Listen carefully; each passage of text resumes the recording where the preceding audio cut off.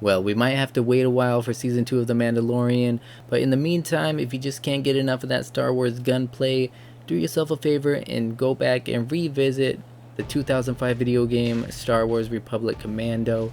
This game was originally made for the first Xbox console and ported to the PC, where you can easily find it today on Steam. This game is great. It is aged really well for a 15-year-old game. This is a tactical first-person shooter where you play as this Republic Commando, as the name suggests, and you get to command a squad of 3 other troopers, and you are going on all sorts of missions that consist of shooting down tons and tons of droids and blowing things up and battling insect-like alien creatures. The gunplay is a whole lot of fun. It's action-packed. It kind of feels reminiscent of the early Halo games from the original Xbox, maybe because it came out during that same time frame, that kind of era, and a lot of the visuals are kind of reminiscent of Halo. You got that sci-fi setting. Yes, this is Star Wars. You're going to be in a lot of futuristic, kind of space carrier looking buildings. Not really spaceships, but that's just kind of the aesthetic it has. You're going to be going in all these kind of futuristic, high-tech buildings, droid manufacturing or storage plants, and you're going to be going even outside, trudging through these kind of rocky desert places with bits of high-tech buildings scattered here and there. Very cool. The visuals on this game are really nice. They do a lot of service to Star Wars. Even though it's an old game, everything looks really clean.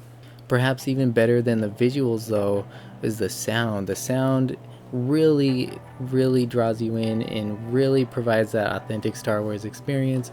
You have an original score here, which is really nice, but you'll get bits of familiar Star Wars theme songs playing throughout. You have all the sounds of the blasters sound just like the movies. I am reading a complete factory shutdown. Move out, squad. Let's get out of here. You have great voice acting. All your squad members kind of banter back and forth, and their personalities really come out. You have this one guy who loves to blow things up. You have somebody else who's good at hacking, and another guy who's good at sniping. They all have their own personalities and their own skill sets. And part of commanding the team is that you can easily issue commands to them. You can tell them where to go. You can have one person go hack some computer terminal, have somebody else go snipe from a perch, you can have somebody else blow something up while you provide cover, or you can do any of those things and have your squad have your back. Whatever you want to do. It is a tactical shooter, but even for somebody like me who is not the smartest and who likes to just run around and shoot things, you can get by just fine as well. Playing the PC version, I did have some kind of annoyances and compatibility with modern hardware. The game doesn't support the most modern resolutions. There are some mods available to allow for higher resolutions, but I ended up just being lazy and just playing at 480p, which is really how the game was intended to be played originally anyways. When this thing came out on the Xbox, that was standard, and I thought it would be really annoying not playing it in widescreen, but the game is just so immersive that as soon as I got into the action, I forgot all about the fact that it was not widescreen. Such a good game. It is just as fun now as it ever was. The dedicated multiplayer servers at this time are not up anymore, but there are other ways to play multiplayer online, and there are some dedicated groups who regularly host multiplayer games and events online.